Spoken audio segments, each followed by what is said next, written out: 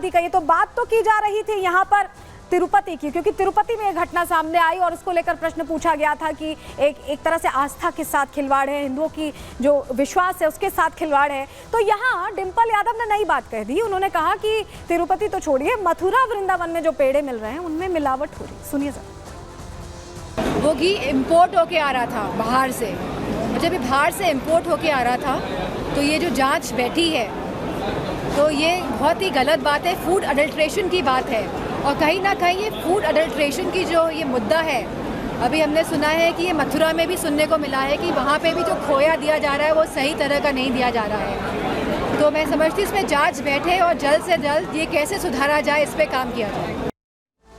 तो सुना आपने डिंपल यादव के इस बयान के बाद अब राधा रानी और श्री कृष्ण के जो भक्त हैं जो पहुंचते हैं मथुरा वृंदावन, वो अब असमंजस में हैं, वो भ्रम में पड़ गए हैं। लेकिन योगी सरकार इसको लेकर भी सतर्क है, इसको लेकर भी एक्शन लिया जा रहा है। रिपोर्ट देखिए।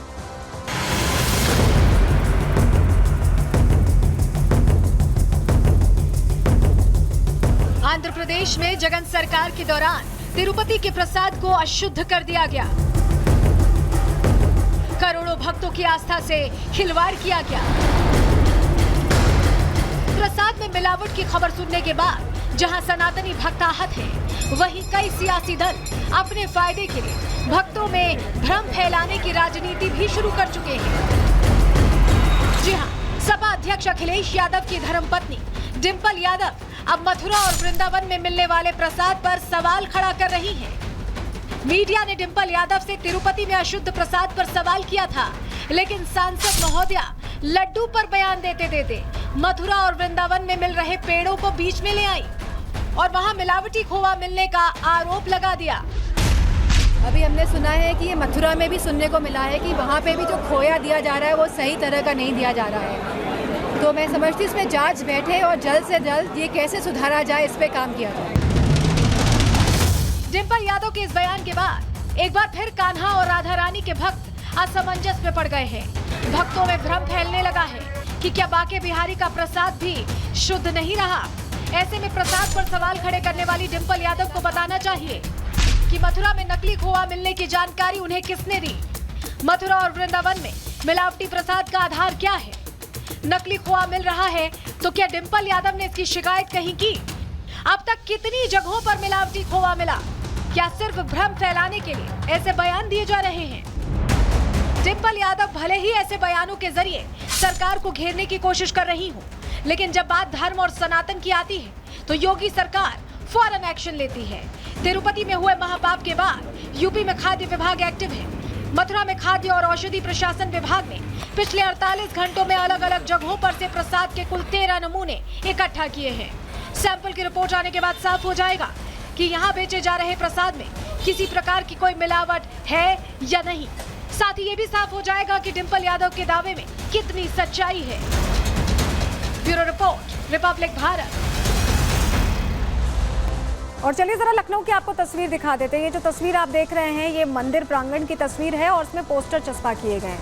पोस्टर में क्या लिखा गया है कि बाहरी प्रसाद नहीं अलाउड है, बैन लगा दिया गया है। घर से प्रसाद लाएं भक्त, यह अनुरोध भक्तों से किया गया है क्योंकि जो ईश्वर हैं, जो प्रभु हैं, उन्हें शुद्ध प्रसाद ही चढ़े, ये अब सुनिश्चित करना चाहते हैं तमाम मंदिर। और यही वजह है कि लखनऊ से ये तस्वीर सामने आई है। बाहरी प्रसाद यहाँ ना चढ़ाएं, ऐसा अनुरोध किया गया। और अनुरोध इसलिए करना पड़ा है क्योंकि इस तरह की तस्वीर अब तिरुपति से सामने आने के बाद सभी के मन में शक शुबा आ गया है कि आखिर ये तस्वीरें कैसे ऐसे सामने आ रही हैं। कहाँ की ये तस्वीर थी, चलिए वो जानकारी भी हम आपके सामने रख देते हैं क्योंकि आपके लिए जानना जरूरी है कि कहाँ इस पूरी घटना को लेकर कहाँ लोगों के मन में अब शंका इतनी बढ़ गई कि उन्होंने बाहरी प्रसाद पर बैन लगा दिया। चलिए जल्दी से जानकारी आपको देते हैं। ये लखनऊ का देखिए मनकामेश्वर मंदिर है। ये तस्वीर आप देख रहे हैं मनकामेश्वर मंदिर की और यहाँ पर बाजार से खरीदे गए प्रसाद पर बैन लगा दिया गया है। पूरी तरह से बैन लगाया गया है। भक्तों से अनुरोध किया गया, अपील की गई है कि आप घर से बना हुआ प्रसाद ही लाएं और प्रभु के श्री चरणों में चढ़ाएं। सूखा मेवा ही चढ़ाने के लिए पुजारी को दें, यानी जो ड्राई फ्रूट्स मिलते हैं वो प्योर होते हैं, उन्हें लाएं, चढ़ाएं।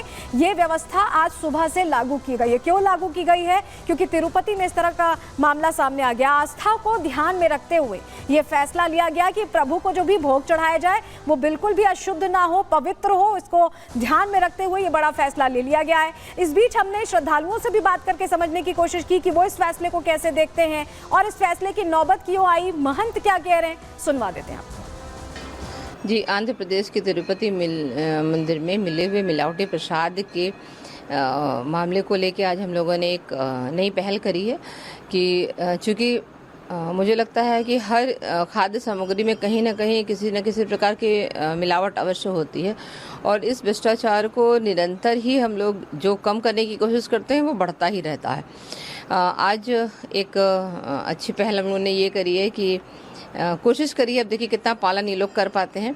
गर्भगृह में बाहरी जो प्रसाद आएगा वो अंदर नहीं जाएगा और आग्रह हम लोगों ने सारे श्रद्धालुओं से, भक्तजनों से और जो भी मंदिर तक आते हैं दर्शन हेतु, उनसे ये आग्रह किया है कि आप लोग घर के बने प्रसाद को लाएं। उसमें कुछ भी प्रसाद हो सकता है। जो भी यहाँ पे प्रसाद वितरण हो रहा है, जो भी बाहर यहाँ पे दुकानें लगी हैं, लोग जहाँ से भी लेके आते हैं, फूड विभाग को यहाँ पे जांच करनी चाहिए क्या सही क्या गलत है।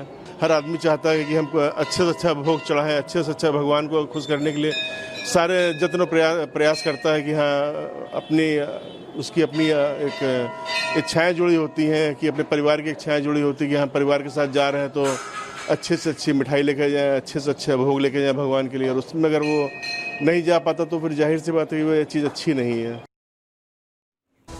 और चलिए एक और तस्वीर आपको दिखाते हैं। ये तस्वीर आप तिरुपति तिरुमला की देख रहे हैं। जी हाँ, तिरुपति बालाजी महाराज का जो पूरा प्रांगण है जिसे अशुद्ध कर दिया गया था, उसको लेकर अब शुद्धिकरण की तैयारी की जा रही है। आज सुबह ये शुद्धिकरण की जो पूरी प्रक्रिया है, पूरा अनुष्ठान, उसे मन से किया गया है और क्षमा मांगी गई है तिरुपति बालाजी महाराज से, क्योंकि बहुत बड़ी गलती हुई है। हमारे आपके यहाँ जब प्रसाद चढ़ाया जाता है तो एक एक चीज़ शुद्ध हो, इस बात का ख्याल रखा जाता है और जहाँ गलती होती है, हम जो भी चढ़ाते हैं भगवान को, तो हम कहते हैं कि हम क्षमा प्रार्थी, अगर कोई गलती हुई हो तो। ये तो बहुत बड़ी गलती हुई है। ऐसे में महाशुद्धि के लिए महाअनुष्ठान किया गया है। क्या कुछ किया गया आपको हम बता देते हैं। तिरुपति के प्रसाद में चर्बी की मिलावट की खबर हमने आपको बताई थी और भगवान वेंकटेश्वर को यह भोग लगाया गया था और देखिए दिन में 3 बार भोग लगाया जाता था और ऐसे में अब शुद्धिकरण के लिए ये विशेष अनुष्ठान किया जा रहा है।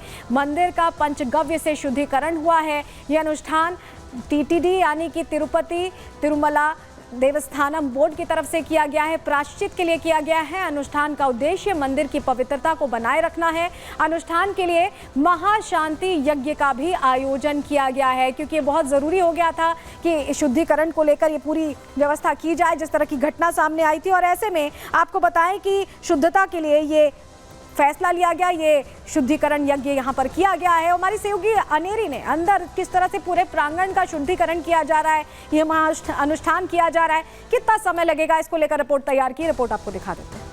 रिपोर्ट जो है वो साफ तरह से बताती है कि फिश ऑयल और बीफ टैलो का प्रेजेंस था और उसी कारण अब हम यहाँ पे देख रहे हैं कि तिरुमला में किस तरह से महाशांति होमम हो रहा है। और साथ ही साथ जैसे कि आप यहाँ पे देख रहे हैं कि सारे पुजारी जो यहाँ के मंदिर के है वो यहाँ पे शांति होमम कर रहे हैं। सुबह 6 बजे से ये शांति होमम शुरू हो चुका है और अब ये जो पंचामृत जो होता है होमम के बाद वो सारी जगह, सारे मंदिर के द्वारों पे और साथ ही साथ जहाँ पे लड्डू बनते हैं और जहाँ प्रसाद बनता है वहाँ पे ये पंचामृत जो है वो छिड़का जाएगा। और